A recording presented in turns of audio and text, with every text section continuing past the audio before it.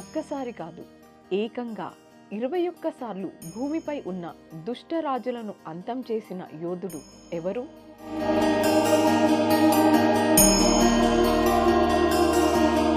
పరశురామావతారం. అధర్మరాజుల అంతం. యుగం త్రేతాయుగం.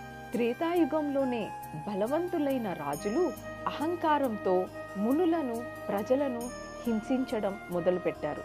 ముఖ్యంగా 1000 చేతులున్న కార్తవీర్యార్జునుడు జమదగ్ని మహర్షి ఆశ్రమంలోని కామధేనువును బలవంతంగా లాక్కెళ్లి మహర్షిని అవమానించారు.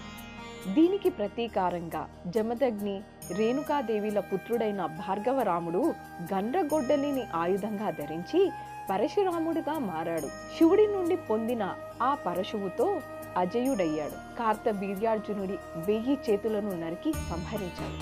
తండ్రి మరణానికి ప్రతీకారంగా లోకంలోని దుష్ట క్షత్రియ రాజులపై 21 సార్లు దండెత్తి అధర్మాన్ని తుదముట్టించాడు.